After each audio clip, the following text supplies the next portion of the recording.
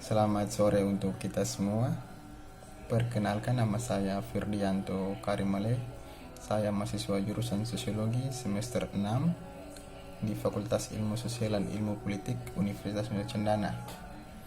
Pertama-tama saya berterima kasih kepada Bapak karena telah memberikan kami isu yang sangat fenomenal untuk kami kaji terkait dengan jurusan kami, yaitu isu terkait dengan lambatnya bantuan sosial di tengah wabah COVID-19 ini, dan juga kemarahan Bupati Bolaang Mongondo Timur, Sulawesi Utara, Sihan Salim, terkait dengan adanya peraturan menteri yang bertolak belakang dan membuat kerumitan bagi pencairan dana BLT dan bantuan-bantuan sosial lainnya.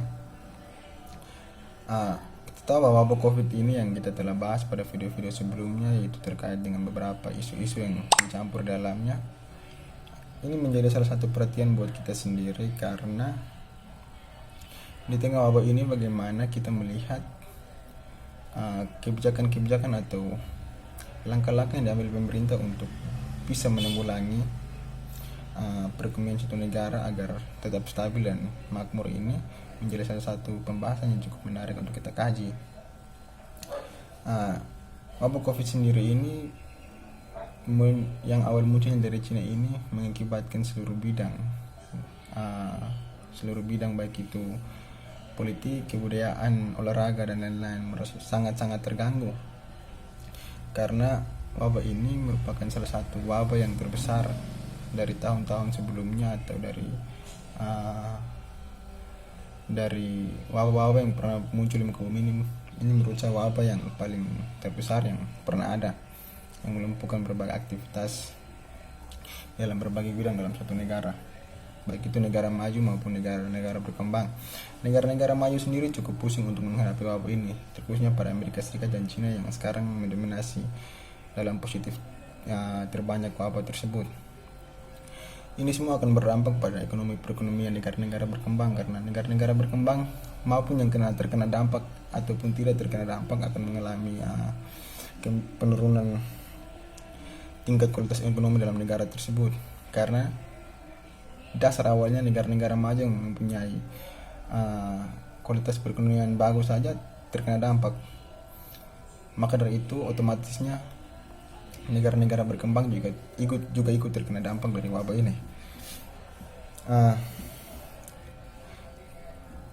Di tengah wabah COVID-19 ini banyak sekali kebijakan-kebijakan yang diambil oleh pemerintah Indonesia terkait dalam menanggulangi wabah tersebut. Kebijakan-kebijakan tersebut mengandung pro dan kontra yang sangat tidak efektif, mulai dari pembebasan napi dan juga isu pembahasan skripsi bagi mahasiswa tingkat akhir, dan juga banyak sekali isu-isu yang terkandung dalamnya. Yang salah satunya kami bahas kali ini yaitu dengan lambatnya bantuan sosial di tengah wabah COVID ini.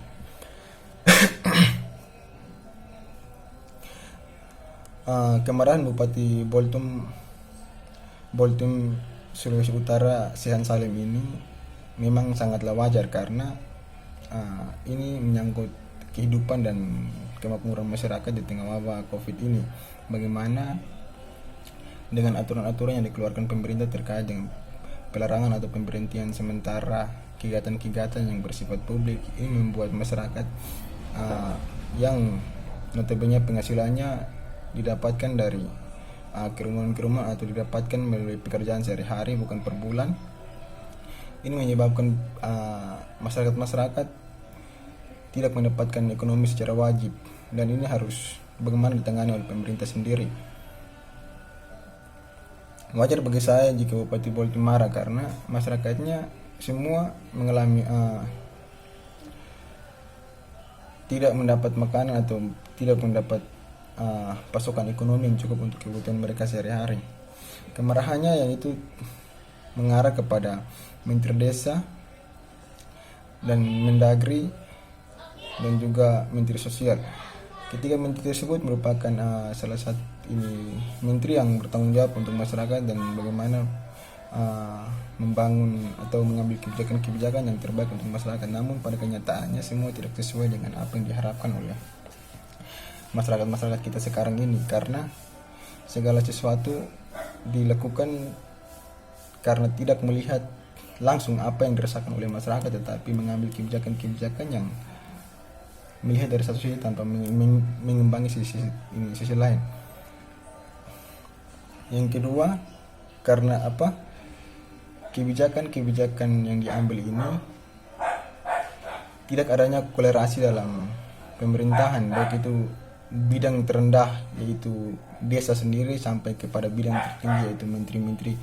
Tidak adanya kolerasi birokrasi manajemen pemerintahan yang baik, sehingga timbulnya kekacauan dalam mengambil kebijakan-kebijakan publik yang akhirnya berdampak pada masyarakat itu sendiri.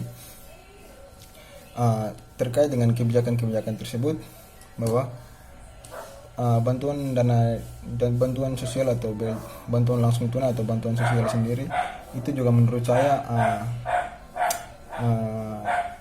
mempunyai jalur administrasi yang rumit, karena di tengah wabah ini jalur administrasi yang rumit itu mempersulit masyarakat untuk mendapatkan bantuan. Karena administrasi yang rumit ini, masyarakat jadi malas untuk melakukan untuk membuat atau mencarikan dana tersebut karena kerumitan dari administrasi tersebut. Dan juga kebijakan-kebijakan yang diambil itu tidak sesuai dengan realita dan kenyataan-kenyataan yang berada di lapangan. Karena pada dasarnya semua itu harus adanya kolerasi yang baik antara pemerintah pusat dan pemerintah daerah. Sedangkan keduanya itu tidak adanya kolerasi, sehingga kebijakan pun jadi kacau. Aturan-aturan yang dibuat tersebut menyimpang karena petunjuk teknis pelaksanaan dana desa itu diatur dalam pemerintah dalam peraturan bupati. Artinya dana desa tersebut atau bantuan langsung tunai itu diberikan kepada bupati dan bupati mengurus itu semua. Namun adanya keputusan-keputusan yang dikeluarkan oleh menteri terkait menteri desa yang untuk dana desa untuk beli sembako, sedangkan dari Mendagri merevisi tersebut dana desa bukan untuk beli sembako, sedangkan dari Menteri Sosial sendiri penerima BLT dapat langsung bantuan bagi pemerintah daerah. Ini kerancauan yang terjadi dalam birokrasi kita sampai saat ini yang tidak pernah putus-putus, karena setiap pemimpin mempertahankan atau menstimulus kepemimpinannya untuk bagaimana ia sendiri yang bertakhta dan tanpa melihat kepemimpinan lain. Ini seharusnya ada kolerasi yang baik untuk membangun kebijakan-kebijakan publik yang setidaknya mensejahterakan masyarakat. Namun semua itu tidak sesuai dengan apa yang kita lihat sekarang ini. Nah, imbasnya yang sekarang dirasakan rakyat yaitu bagaimana susah untuk mendapatkan makanan dan lain-lain.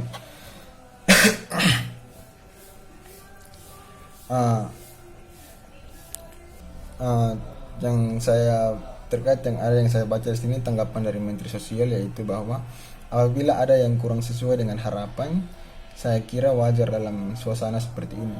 Ini saya kira salah satu tanggapan yang kurang cukup baik dari Menteri Sosial, karena mereka yang dipercayakan untuk duduk dalam bangku pemerintahan, apapun yang terjadi di tengah kesulitan bangsa yang terjadi, mereka harus tetap mengambil keputusan atau kebijakan-kebijakan yang harus menguntungkan rakyat. Tanggapannya ini saya kira merupakan salah satu bentuk bagaimana untuk menjadi tameng diri sendiri, tanpa bahwa bagaimana dia tidak mau menyalahkan dirinya sendiri, tetapi menyalahkan wabah yang berakhir-akhir ini menggemparkan dunia, yaitu wabah COVID-19 ini. Ini merupakan salah satu perhatian yang harus kita diskusikan bersama, yaitu bahwa kepemimpinan tersebut akibat dari itu semua mengarah kepada masyarakat. Kalau memang ingin membuat satu kebijakan yang baik, saya kira harus adanya kolerasi birokrasi yang baik dan juga bagaimana harus mengetahui jalur-alur birokrasi yang baik dari pemerintah pusat ke pemerintah daerah. Begitu juga sebaliknya, karena dilihat dari, kalau misalnya kita melihat dari teori struktural fungsional, bagaimana jika satu bagian tidak berfungsi, maka akan merusak bagian-bagian lain juga. Itu juga sama halnya seperti yang ada dalam pemerintahan. Jika salah satu bagian tidak menjalankan kebijakan-kebijakan dengan baik, maka itu akan berdampak pada kebijakan-kebijakan lain juga. Di sini saya kira harus adanya satu langkah cepat yang harus diambil oleh pemerintah terkait dengan ini semua, karena wabah yang akhir-akhir ini sangat berdampak pada perlunya bagaimana masyarakat untuk bisa memenuhi kebutuhan hidupnya di tengah wabah ini, yang dengan aturan pemerintah yang melarang masyarakat untuk melakukan aktivitas sebagaimana biasa. Saya kira itu saja dari saya. Selamat sore. Saya ucapkan terima kasih.